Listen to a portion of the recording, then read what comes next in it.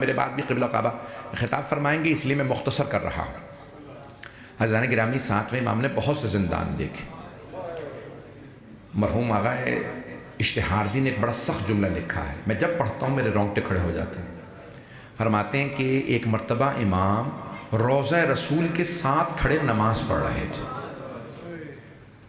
رسول خدا کے سرحانے کھڑے ہو کے قبلے کی طرف، جیسے آپ کی الٹی طرف قبر مطہر ہے، نماز پڑھ رہے ہیں۔ اتنے میں ہارون کے سپاہی آئے، مولا کے گلے میں زنجیریں ڈالے، ہاتھوں میں ہتھکڑیاں باندھی، پاؤں میں بیڑیاں، اور امام کو نماز کی حالت میں گھسیٹنے لگے۔ جب گھسیٹ کے لے جا رہے تھے نا، تو ایک مرتبہ مولا نے رسول خدا کے روضے کی طرف دیکھا، اپنے جد رسول خدا کے روضے کی طرف دیکھا، اور ایک مرتبہ کہا، میرے جد رسول خدا، بتائیے اب میرا کیا قصور تھا؟ یہ مجھے پھر قیدی بنا رہے ہیں۔ امام کو گھسیٹ کے لے جانے لگے۔ اتنا ظلم زندانی کا، میں جملہ کہنے لگا، مجھے معاف کیجیے گا، بہت بڑے عالم موجود ہیں، میں ان کا بہت احترام کرتا ہوں۔ عزیزان گرامی، کسی امام کو اس طرح سے کبھی بھی قیدی نہیں بنایا گیا۔ امام کو زنجیریں ڈال کے گھسیٹنے لگے، جس کے 18 جوان بیٹے ہو۔ امام نے بیٹوں سے فرمایا، خبردار میرے لیے قیام نہ کرنا، ابھی حالات نہیں ہیں، ہمارے ماننے والے چاہنے والے اتنے نہیں ہیں کہ تمہاری جان بچا سکیں، میرے لیے قیام نہ کرنا۔ عزیزان گرامی، امام کی 19 بیٹیاں ہیں۔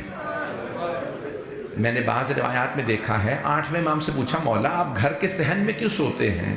کہا، میری بہنیں گھر میں موجود ہیں، اپنی بہنوں کی حفاظت کے لیے۔ آپ جانتے ہیں، اگر میری طرف دیکھ سکیں، نہیں تو آنکھیں بند کر کے ذرا مدینے چلیے گا، آپ جانتے ہیں نا، بیٹیوں کو باپ سے بڑی محبت ہوتی ہے۔ باپ گنہگار بھی ہونا تو بیٹی زہد و تقوی کی واقعات سناتی ہے، تو میں نہیں پتا میرا باپ کتنا نیک ہے۔ اور اگر باپ امام موسیٰ کاظم ہو، خدا کی قسم، بڑے بڑے جید علماء نے لکھا ہے کہ ہر عید پہ بیٹیاں روتی ہیں، اور امام رضا سے کہتے ہیں، بھائیا اس عید پہ بھی بابا عیدی دینے نہیں آئے۔ آپ جانتے ہیں نا، بیٹیوں کی عید تب ہوتی ہے جب باپ سر پہ آئے۔ آپ نے دیکھا ہے، باپ اگر دور ہوتا ہے نا تو کہتا ہے میری بیٹی کو عیدی بھجوا دینا، کہیں ایسا نہ ہو بیٹی یاد کر رہی ہو۔ پتہ نہیں میں کیسے پڑھوں یہ جملے۔ ہر عید تہوار پہ بیٹیوں کو بڑی باپ کی یاد آتی ہے۔ آپ جانتے ہیں نا، جب عید کے بعد باپ اگر مر جائے تو جب باپ جاتا ہے نا دنیا سے، پہلی عید پہ بیٹیاں عید نہیں مناتی ہیں، نہیں، یہ میرے باپ کے جانے کے بعد میری پہلی عید ہے۔ اجرکم اللہ، اجرکم اللہ، مجھے معاف کر دیجیے گا اگر میں کوئی سخت جملہ پڑھوں۔ عزیزان گرامی، آئیں وہ جملہ پڑھ دوں جو 12ویں امام نے 7ویں امام کی زیارت میں پڑھا ہے۔ امام فرماتے ہیں، السلام، سلام ہو میرا کس پہ؟ المعذب فی قعر السجون، میرے اس دادا پہ میرا سلام جنہیں زندان کی تاریکیوں میں شکنجہ کیا گیا، زنجیریں باندھ کے کھینچا گیا۔ سوگنامہ آل محمد میں مرحوم آیت اللہ اشتہاردی نے جملہ لکھا، کہتے ہیں کہ جب شیعوں نے سوال کیا نا، پلے بغداد پہ جب لا کے رکھا نا تابوت، 4 مزدوروں نے تابوت اٹھایا۔ میں وہ مصائب نہیں پڑھوں گا، مولانا کے لیے میں چھوڑ رہا ہوں کچھ مصائب۔ عزیزان گرامی، 4 جس کے 18 جوان بیٹے ہوں، 4 مزدوروں کو پیسے دے کے تابوت اٹھوایا گیا، اور ایک مرتبہ ایک 5ویں مزدور کو پیسے دیے کہ سامنے چل۔ جانتے ہیں مستحب یہ ہے، سنت نبوی یہ ہے، جنازے کے پیچھے چلنا، تابوت کے پیچھے چلا کرو، سامنے نہ چلنا، اس کی آخری رسومات ہے، سامنے نہ چلنا۔ زیارت میں ہے، 7ویں امام کے تابوت کے سامنے ایک مزدور چلتا تھا اور نعرہ لگاتا تھا، ماتا امام الرفضہ، رافضیوں کا امام مر گیا۔ ایک شیعہ نے پوچھا، اگر میری طرف دیکھ سکے میں ہاتھ جوڑ کے درخواست کر رہا ہوں، آپ جانتے ہیں نا کچھ تابوت ایسے تھے جن سے زنجیریں لٹک رہی تھی، میں تو پڑھ بھی گیا۔ آپ جانتے ہیں نا، 4تھے امام کے تابوت پہ ہمیشہ زنجیریں ہوتی ہیں، 7ویں امام کے تابوت پہ ہمیشہ زنجیریں ہوتی ہیں، اور ایک چھوٹی سی بیوی جو شام کے زندان میں دم توڑ گئی، ان کے بھی تابوت پہ پروردگارہ، یہ تو مرنے کے بعد زنجیریں کاٹ دی جاتی ہیں۔ ایک آدمی نے آ کے سوال کیا، شیعہ نے پوچھا، تم نے ہمارے امام کی 7ویں امام کی زنجیروں کو کیوں نہیں کاٹا؟ تو جانتے ہیں مزدور نے کیا جواب دیا؟ مرحوم عطا اللہ شہاردی نے لکھا کہ ایک مرتبہ مزدور نے کہا تمہارے امام کی زنجیریں ان کا گوشت کھا کے ہڈیوں میں چلے گئے، ان کی زنجیروں کو کاٹا نہیں جا سکتا تھا، تابوت سے زنجیریں لٹک رہی تھی۔ میں نے پڑھ دیا اگر آج کوئی یہاں کاظمی موسوی سید ہو سے گلے لگا کے پرسہ دیجئے گا، کہیے گا آپ کے آج جد کی مجلس ہے، کبھی کسی کا ایسے تابوت اٹھتے نہیں دیکھا، خدا کسی دشمن کو بھی ایسا وقت نہ دکھائے جس کے 18 جوان بیٹے ہوں، لاشا تابوت دھوپ میں رکھا ہو۔ اجرکم اللہ۔ ایک مرتبہ سارے بغداد کے شیعہ، کاظمین کے شیعہ جمع ہوئے کہ کون دفنائے گا، سب پریشان، جنازہ کون پڑھائے، قبر میں کون اتارے، پریشان کھڑے تھے۔ اتنے میں دیکھا ایک مرتبہ کوئی مدینے کی طرف سے جوان آ رہا ہے، روتا ہوا آ رہا ہے، سب نے دیکھا، وہ سارے مجمع سے ہوتا ہوا ننگے پاؤں ننگے سر ایک مرتبہ آگے بڑھا، اپنے آپ کو لاشے پہ گرایا، سینے سے سینہ ملایا، رو کے کہا بابا میری بہن انتظار میں تھی۔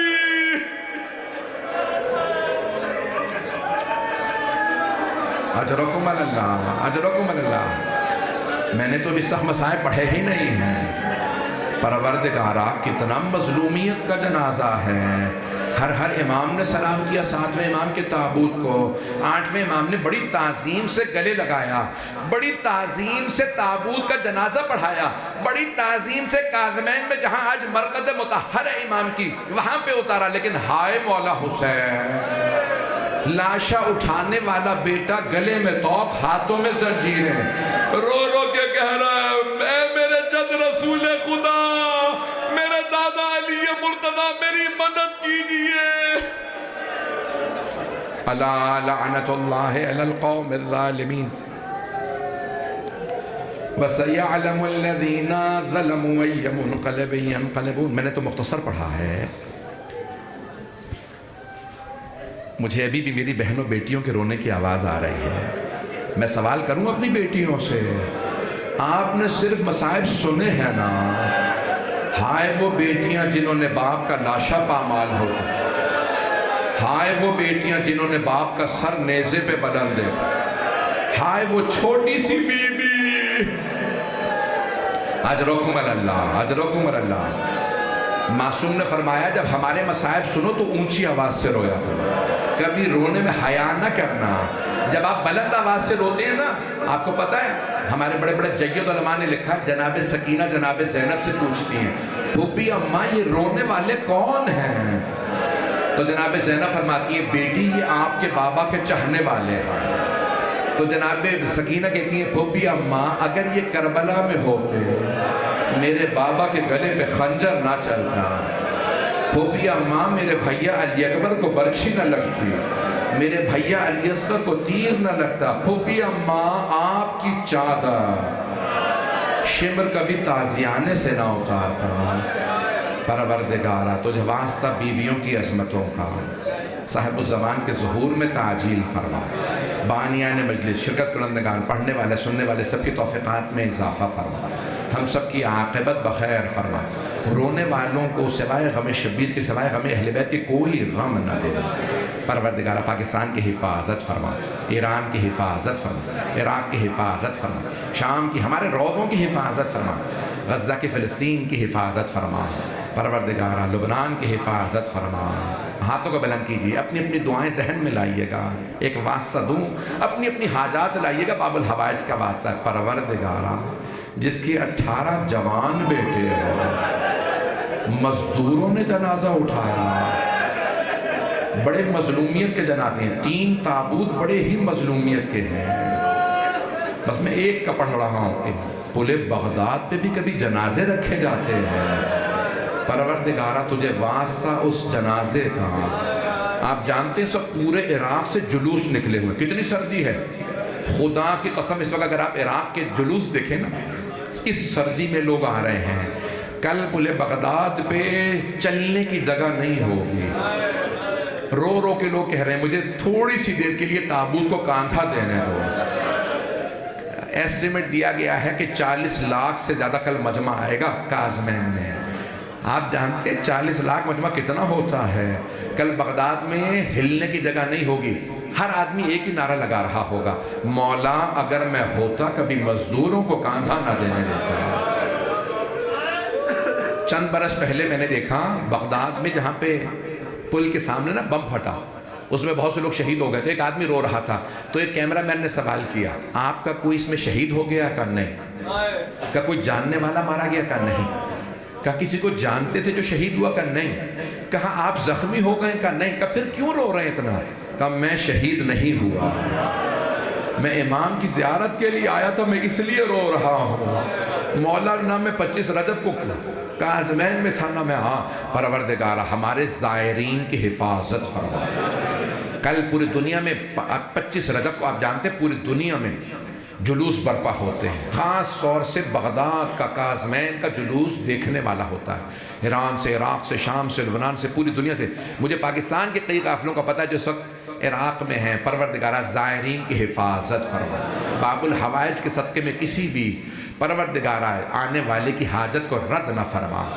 جب میں نے شروع کیا تھا تو میرے خیال میں 60-70 افراد تھے، اب باہر بھی لوگ کھڑے ہیں، آئیں ذرا مل کے اپنے اپنے ذہن میں دعا لائیے گا۔ میں ایک واسطہ دے رہا ہوں، پروردگارہ تجھے واسطہ صاحب الزمان کے ان جملوں کا، میرا سلام میرے اس دادا پہ جنہیں زندان کی تاریکیوں میں شکنجہ کیا گیا۔ پروردگارہ امام معصوم پہ ظلم کیا جا رہا ہے، اور ظلم کرنے والے کون؟ مسلمان، کلمہ گو، نبی کا کلمہ پڑھتے تھے اور نبی کی آل پہ ظلم کر رہے تھے۔ پروردگارہ ہمیں زندگی میں بار بار امام موسیٰ کاظم علیہ السلام کی زیارت نصیب فرما، آخرت میں ان کی شفاعت نصیب فرما۔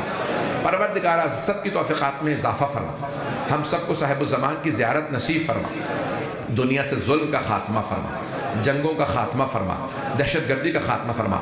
ربنا تقبل منا انک انت السمیع العلیم بحق محمد و آلہ الطیبین الطاہرین المعصومین۔